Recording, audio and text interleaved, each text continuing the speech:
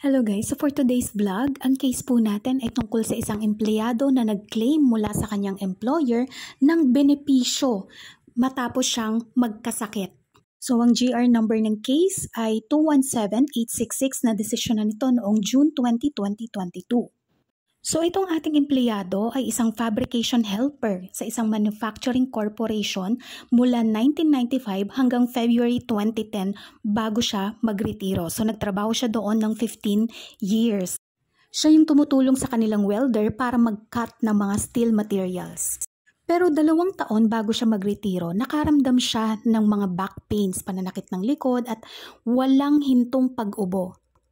Lumala yung kanyang sintomas hanggang sa hindi na niya kayang magtrabaho kaya nag-retire na siya sa trabaho noong February 2010. Ilang araw lang matapos siyang mag-retire, isinugod siya sa ospital dahil sa pananakit ng kanyang likod, pag-ubo, masakit na pag-ihi, at lagnat. Nung siya ay na-ospital, may mga iniinom na rin siyang gamot for pulmonary TB. And na-diagnose rin siya na meron siyang hepatitis A. Pagkalipas ng ilang buwan ay naisugod na naman siya sa ospital dahil sa sobrang pananakit ng kanyang dibdib at likod at nahihirapan siyang huminga. And noong July 2010, namatay nga siya sa ospital. Nakalagay sa kanyang death certificate na ang cause of death ay cardiopulmonary arrest secondary to prostate cancer. Ngayon yung asawa ng empleyado ay nag-file ng claim for employees compensation benefits na dininay naman ng SSS dahil ayon nga sa SSS, yung cause of death o yung dahilan ng pagkamatay ng empleyado ay non-occupational disease o walang kinalaman sa kanyang trabaho.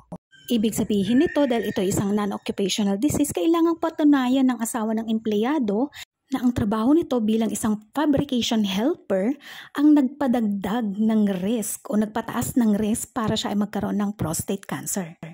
Ngayon bilang empleyado, para makaklaim ng benepisyo mula sa Presidential Decree number 626, okay, para mabayaran yung empleyado kapag siya ay nagkasakit o nagresulta sa kamatayan yung kanyang pagkakasakit, ito ay nakalista bilang isang occupational disease under Annex A ng Implementing Rules ng PD 626. So anong mangyayari kung hindi ito isa sa mga nakalistang occupational disease? Well, kung yung sakit na yon ay considered non-occupational disease o hindi nakalista bilang occupational disease, etong si empleyado ang magbibigay ng pruweba ngayon para maipakita niya na yung pagkakaroon niya ng sakit ay mas pinalala o mas pinataas pa ng kanyang working conditions. O ano itong mga working conditions na to? Halimbawa, yung kanyang trabaho ba ay nire-require siyang magbuhat ng mabibigat na bagay? Na-expose ba siya sa chemicals? May proper ventilation ba sa kanyang area? At ayon nga sa napakaraming research, maaaring magkaroon ng prostate cancer ang isang trabahador kapag siya ay nagkakaroon ng exposure sa tinatawag na chromium. Ngayon, yung kanyang trabaho bilang isang welder assistant sa isang manufacturing corporation na nag-handle ng stainless steel, na-expose siya sa chromium in varying degrees. So hindi nga malayo yung posibilidad na mas tumaas yung risk na magkaroon siya ng prostate cancer dahil sa kanyang exposure sa chromium.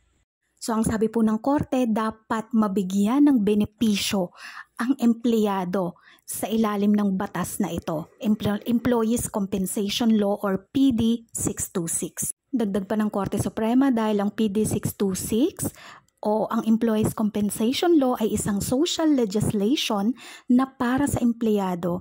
Dapat itong i-interpret na naaayon o nagiging pabor sa manggagawa.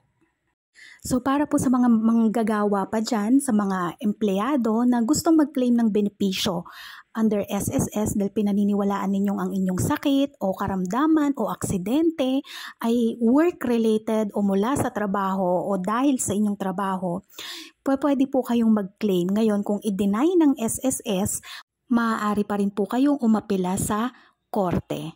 Okay, so sana po nasagot ko yung tanong ng isa nating sender. And for your comments, isulat nyo lamang po sa comment section yung mga tanong ninyo and sasagutin ko po yan or babalikan ko or gagawin ko ng vlog. Thank you!